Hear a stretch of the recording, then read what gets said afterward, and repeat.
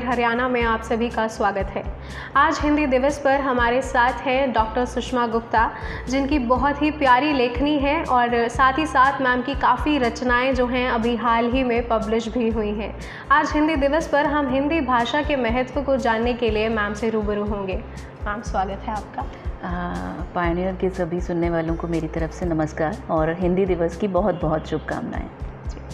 Ma'am, हम अक्सर देखते हैं कि अंग्रेज़ी भाषा जहाँ बोली जाती है वहाँ कभी अंग्रेज़ी दिवस नहीं मनाया जाता। हिंदुस्तान को हिंदी दिवस की क्यों ज़रूरत है?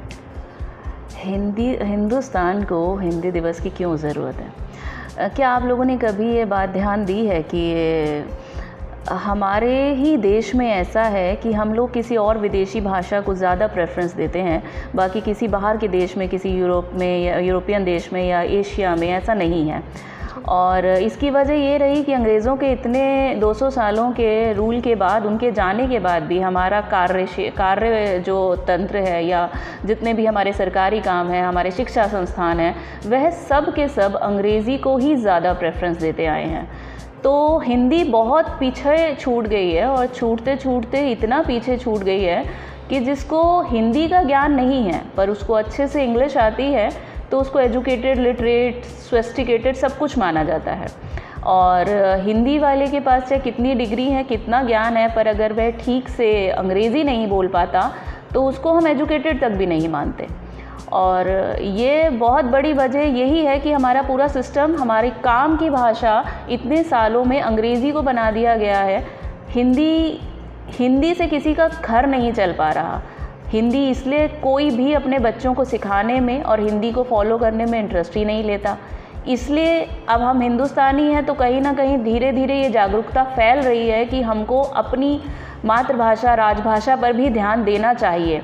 इसके लिए लगातार कोशिशें जारी हैं। हिंदी दिवस भी इसलिए ही मनाया जाता है, पर जिस उद्देश्य के साथ हिंदी दिवस शुरू किया गया था वह उद्देश्य भी पीछे छूट गया। क्योंकि ये जब हिंदी 14 सितंबर आता है, हम हिंदी दिवस की बात करते हैं, पखवाड़ा बनाते हैं, इस मंथ में बहुत सारे आयोजन होते हैं, पर हिंदी का गुणगान सिर्फ इसी में सिमट के रह जाता है। उसके बाद वापस सब इंग्लिश की तरफ मुड़ जाते हैं। कोशिश जारी है, धीरे धीरे बदलाव आ भी रहा है और हम उम्मीद करते हैं और आएगा आगे वाले सालों में।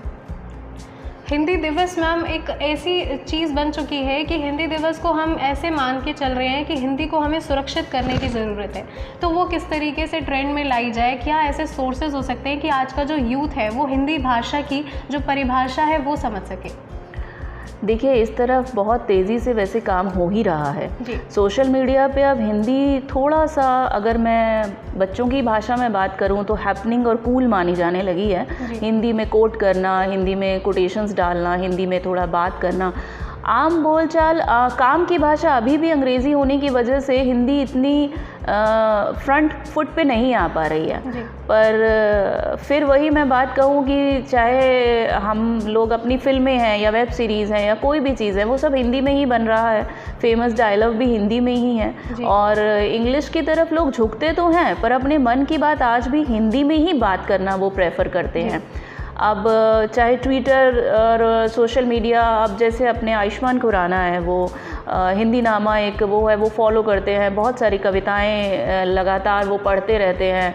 तो कहीं ना कहीं हमारे जो सिनेमा के, जैसे आशुतोष राणा है हमारे, बहुत उनकी हिंदी इतनी शुद्ध, इतनी अच्छी हिंदी है उनको लोग फॉलो करते हैं और सीख रहे हैं। धीरे धीरे ये भी ट्रेंड में आ रहा है कि जो हमारे मेन स्ट्रीम के रोल मॉडल्स हैं, जैसे जैसे वो हिंदी को फॉलो करके हिंदी को प्रेफरेंस दे रहे हैं, यूथ भी उसकी तरफ बढ़ रहा है। और मुझे भी यही लगता है कि जो शीर्ष पे बैठे हुए लोग हैं, जैसे जैसे वो हिंदी को फॉलो करना शुरू करेंगे, हिंदी के बारे में बात करना, हिंदी में ज़्यादा बात करना शुरू करेंगे, यूथ अपने आप उसकी तरफ मुड़ेगा।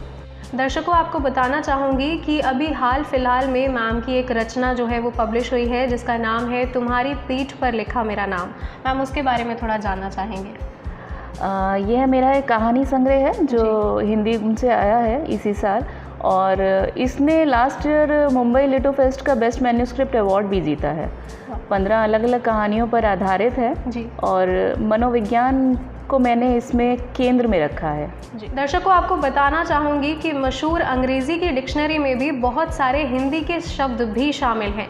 आजकल हम देखते हैं कि यूथ जो है वो वेब सीरीज़, नेटफ्लिक्स इसकी तरफ बहुत ज़्यादा आकर्षित हो रहा है, तो हम यहाँ पर आकर ये भूल जाते हैं कि हिंदी जो है वो हमारी संस्कृति भी है साथ ही साथ। तो इस संस्कृति को जो ये सोशल प्लेटफॉर्म्स हैं वो किस तरीके से बैलेंस नहीं कर पा रहे, क्या हमारा यूथ भटक रहा है अपनी राहों पर, उसके बारे में हम आपसे चर्चा करेंगे। आप वेब सीरीज़ बनाइए पर कम से कम उसमें इतनी शालीनता रखिए कि हम जिस कल्चर से बिलोंग करते हैं उसके दायरे से बाहर ना जाएं। और अंत में मैं चाहूँगी मैम कि आप एक हिंदी के बारे में एक परिभाषा आपके हिसाब से क्या बनती है? हिंदी के बारे में, हिंदी मेरे मन की भाषा है जी। अंग्रेज़ी मेरे काम की भाषा है और मुझे इंतज़ार है उस दिन का जब इस देश में हिंदी काम की भाषा भी बन जाएगी। जितने भी बड़े बड़े इंस्टीट्यूट्स हैं और जितने भी बड़ी कंपनीज़ हैं या हमारा सरकारी तंत्र है, ये सब हिंदी में काम करने लगेगा। मुझे इंतज़ार है उस दिन का। और जाते जाते यही कहना है कि सीखना अच्छा है, चाहे जितनी भी भाषा सीखिए, पर आप हिंदुस्तानी हैं, पहले हिंदी की इज्जत कीजिए। शुक्रिया मैम। और इसी के साथ दर्शकों आपसे विदा लेंगे कि असली बात जो है वो हिंदी में है।